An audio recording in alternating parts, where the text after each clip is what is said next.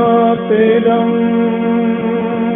नटवरवपुः कर्णयोः कर्णिकारं बिभ्रतवासः कनककपिशं वैजयन्तीं च मालां रन्ध्रानवेणोरधरसुधया पूरयन् गोपवृन्दैः वृन्दारण्यं सपदरमणम्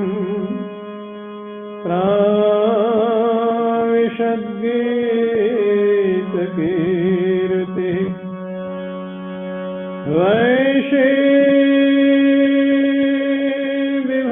वैशीविभूषितकरा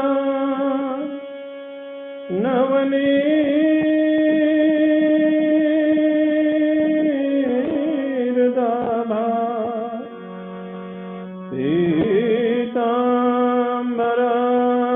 पीताम्बरादरुण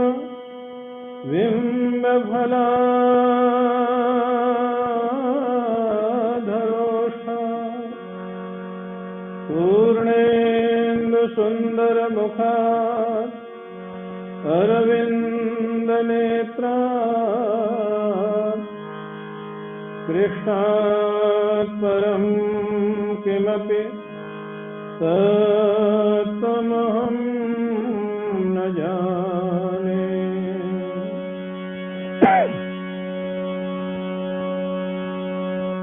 श्री राधा मेरी स्वामिनी, श्री राधा मेरी स्वामिनी, मैं राधे को दास जन्म जन्म महि दीजियो। श्री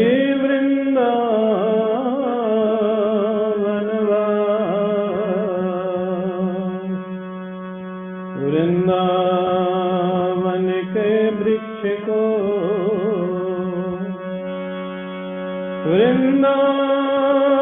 वृंदावन के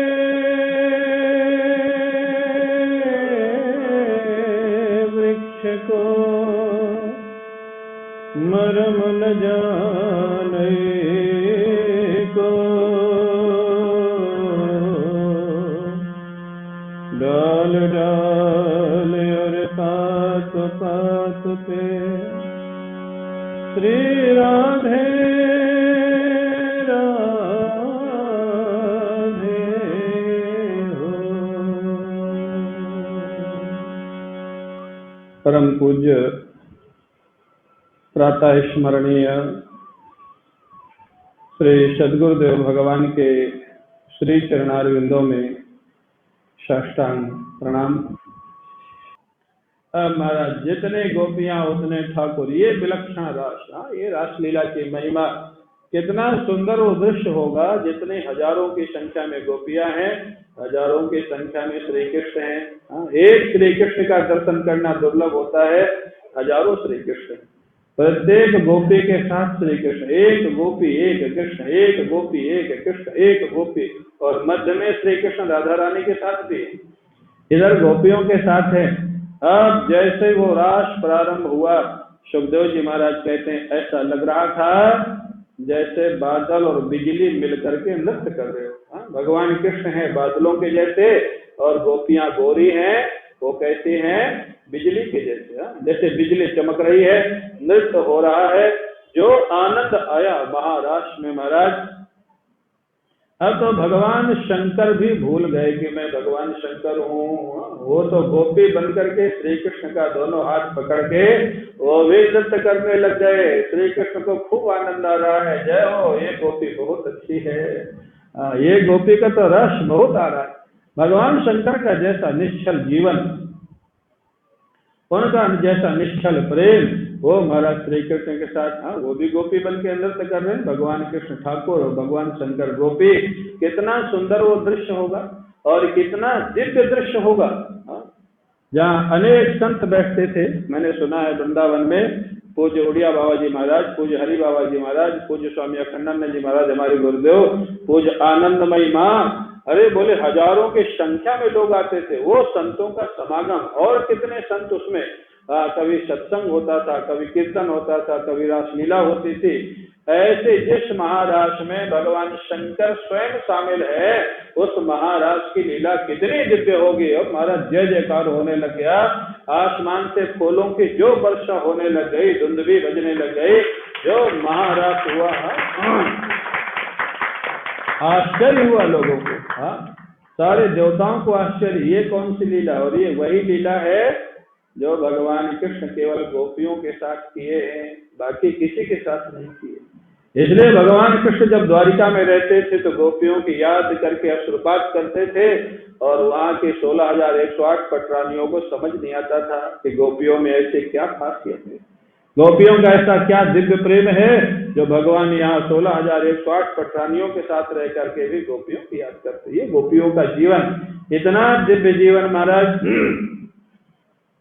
अब क्या हुआ, घंटों तक रात चला, घंटों तक क्या अनेक रात्रियां बीत गई नाचते नाचते। गोपियां भी हृष्ट पुष्ट तो थी, लेकिन भगवान तो नहीं।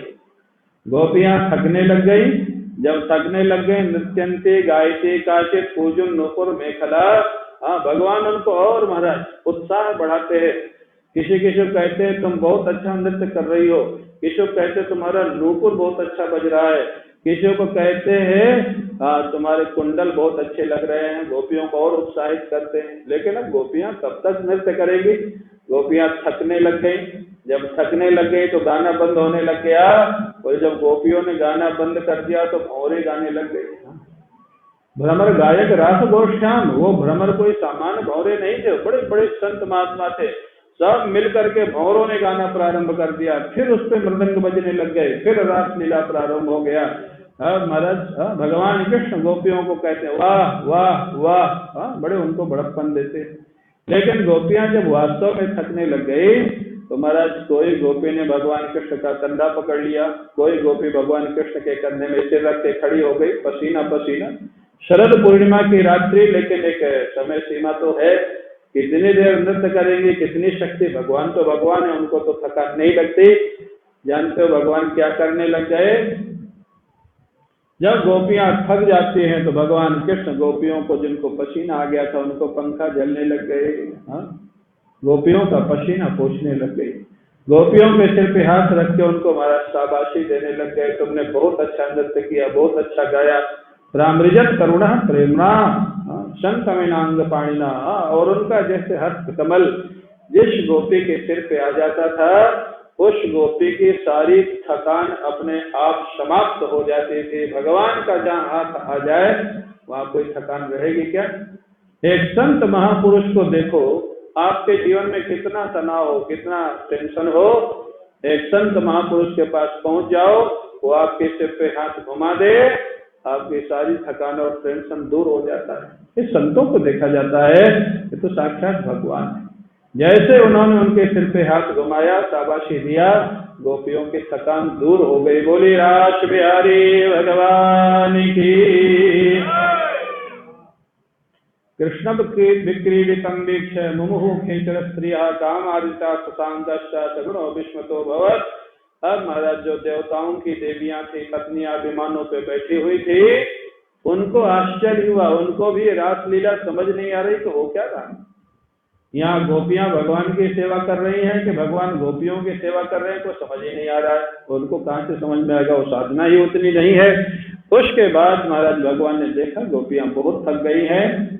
भगवान ने क्या किया, सभी गोपियों को लेकर के यमुना जी में प्रवेश किया स्नान करने के लिए। इतनी थक गई हैं, बोले चलो यमुना स्नान करो, थकान दूर हो जाएगी। स्नान कराया, और स्नान करने के बाद फिर जल क्रीड़ा करने लग गए, पानी फेंकने लग गए गोपियों के ऊपर। इतना पानी फेंका, इतना पानी फेंका, और महाराज और गोपियों के सामने ठाकुर खड़े, और जितनी गोपियां हैं उतने ठाकुर है। महाराज सारी थकान दूर हो गई गोपियों की। बहुत देर तक जल क्रीड़ा करते रहे, सारी थकान दूर हो गई। उसके बाद महाराज गोपियां वहां से निकलती हैं, ठाकुर जी के साथ वन विहार करने लग जाती है। वन विहार के लिए ठाकुर जी निकलते हैं, गोपियों के साथ घनघोर जंगल में जाने लग जाते हैं। ये जब वर्णन सुखदेव जी महाराज बड़ी मौज में कर रहे थे, मस्ती में कर रहे थे। ये वर्णन सुखताल में, जहाँ राजा परीक्षित को कथा सुना रहे थे, हजारों की संख्या में वहां ऋषि मुनि बैठे हुए थे। इस कथा को सुनकर के कुछ ऋषि मुनियों के चेहरे पर संकोच झलकने लग गया। ये क्या कथा सुना रहे, ये क्या नाचने गाने की कथा सुना रहे, ये क्या गोपियों के साहित्यिक कथा सुना रहे। सुखदेव जी ने देखा, वो सुखदेव जी जो ब्रह्मनिष्ठ महापुरुष, कृष्णनिष्ठ महापुरुष, सुखदेव जी ने चेहरा देख के पढ़ लिया कि इनके मन में रस नहीं अब आ रहा है, शंकाएं हो रही। ये कैसी कथा है, भगवान ऐसे कैसे कर सकते हैं, ऐसे कैसे हो सकता है। सुखदेव जी ने अचानक कथा को रोक दिया। जहां रास लीला को सुन करके, पढ़ करके संकोच आने लग जाए, समझ लेना अब आप रास लीला सुनने के अधिकारी नहीं हो। आप भागवत जी उठा के पढ़ेंगे ना, अचानक कथा को रोका। ऐसा नहीं कि वन विहार किए, क्या किए, कुछ नहीं, वन विहार करने लगे, कथा को रोक दिया। क्यों? टीकाकारों ने लिखा है, सुखदेव जी ने देखा अनेक ऋषियों के मुखों पर थोड़ा संकोच झलक रहा था, उन्होंने बंद कर दिया। अब इस कथा को सुनने से फायदा नहीं होगा, संकोच आने लग गया, कथा को रोक दिया। जब अचानक रोक दिया तो परीक्षित जी ने देखा चारों तरफ, हुआ क्या, अचानक कथा को बीच में क्यों रोक दिया गया। परीक्षित जी ने भी देखा, अगल बगल जो ऋषि महात्मा बैठे थे, कई ऋषि महात्माओं के चित्त में संकोच दिखाई दे रहा था। राजा परीक्षित मुख्य श्रोता हैं, प्रधान श्रोता हैं। राजा परीक्षित ने ऋषियों का पक्ष लेते हुए भगवान से प्रश्न कर दिया, प्रभु ये ऋषि महात्माओं के मन में संकोच झलक रहा है, जिससे आपने कथा को विश्राम दे दिया, लेकिन हमारा प्रश्न है कि ठाकुर जी ने ऐसी लीलाएं क्यों की जिससे लोगों के मन में संकोच आ जाए, संकोच झलकने लग जाए, ऐसा ठाकुर जी ने किया ही क्यों। सुखदेव जी ने महाराज थोड़ा डांटा राजा परीक्षित को, बोले इतना भी प्रतिनिधित्व नहीं करना चाहिए, तुमको तो शंका नहीं है ना। परीक्षित बोले नहीं, मेरे को कोई शंका नहीं, इन लोगों की तरफ से मैं प्रश्न पूछ रहा हो। सुखदेव जी कहते हैं तुमको मैं पहले भी बता चुका हूँ राजा, ये भगवत्ता है, भगवान में। हाँ, इसके 4 समाधान इसलिए सुखदेव जी ने दिए। सुखदेव जी कहते हैं पहला समाधान सुनो, ईश्वर के ऊपर मानवीय नियम लागू नहीं होते हैं। पहला समाधान तो समर्थ जो व्यक्ति है, ईश्वर है, अरे पशुओं के ऊपर मानवीय नियम लागू नहीं होते, देवताओं पे लागू नहीं होते, तो भगवान पे कहां से लागू हो जाएंगे। आप कह सकते हैं भाई वो तो मनुष्य लीला कर रहे थे, तो मनुष्य के नियमों को पालन करना चाहिए, तो ठीक है, मान लिया पालन करना चाहिए, लेकिन जो समर्थ है वो दोष को समझ कर लेता है, वो उसके ऊपर दोष प्रभाव नहीं करता। कैसे? आप ऐसे समझ सकते हैं, अनेक बार आपको समझाया गया है। जैसे आप नर्मदा जी से एक बोतल, एक कुप्पी जल भर के ले आवे और उस कुप्पी में ही शराब डाल दें, तो जो नर्मदा जल आप लेके आए हैं वो पवित्र रहेगा कि अपवित्र हो जाएगा? अपवित्र हो जाएगा। और एक बोतल शराब जाके नर्मदा जी में डाल दें तो नर्मदा जी पवित्र होंगे कि अपवित्र होंगे? बल्कि नर्मदा जी शराब को भी नर्मदा जल बना देंगी, वो शराब पवित्र हो जाएगी। तो जो एक कुप्पी जल है वो है जीवात्मा, और जो पूर्ण नर्मदा जी का जल है वो है ईश्वर। तो जैसे जीवात्मा ये लीला करेगा तो अशुद्ध हो जाएगा, और परमात्मा लीला करेगा तो अशुद्ध को भी शुद्ध बना देगा, वो अशुद्ध नहीं होगा। पहला समाधान, बड़ा प्रैक्टिकल समाधान। महाराज आज के बच्चे कह सकते हैं अब ये तो आपने तर्क दे दिया, भगवान ने ऐसा क्यों किया। दूसरा समाधान वेदांतियों का देते हैं सुखदेव जी महाराज। सुखदेव जी कहते हैं कि देखो, जिसकी दृष्टि में द्वैत है वहां दोष है। काम क्रोध लोभ ये दूसरे के प्रति होते हैं, अपने प्रति नहीं होते। जिन भगवान की दृष्टि में दूसरा है ही नहीं, जो भगवान गोपियों के अंदर भी विद्यमान है, जिनकी दृष्टि में गोपियां भी उनकी आत्मा है, वहां दोष का प्रवेश कैसे होगा? संभव ही नहीं है। जो सिद्ध पुरुष है उनके मन में दोष का प्रवेश नहीं होता है तो भगवान के मन में कहां से हो जाएगा। ये वेदांत का समाधान। तीसरा समाधान भक्ति का। जो ब्रह्मनिष्ठ है उनके जीवन में नहीं होता। जो भगवाननिष्ठ है माने जिनको भगवान का इतना रस आ गया है कि दुनिया का रस बहुत तुच्छ प्रतीत होता है, वहां भी काम क्रोध लोभ का विषय नहीं होता है। राजा परीक्षित ने मानो पूछा तो नहीं, लेकिन शायद उनके मन में बात आई, सुखदेव जी समझ गए। मान लिया श्री कृष्ण के जीवन में कोई दोष नहीं, लेकिन हो सकता है किसी गोपी के जीवन में कोई कामना रही हो तो कैसे मानेंगे कि लीला बड़ी शुद्ध है, पवित्र है। सुखदेव जी महाराज कहते, राजन पहली बात तो जितना तुमको गोपियों के विषय में सुनाया, ये सुनने के बाद तो स्पष्ट हो जाना चाहिए कि गोपियों के जीवन में कोई कामना थी नहीं।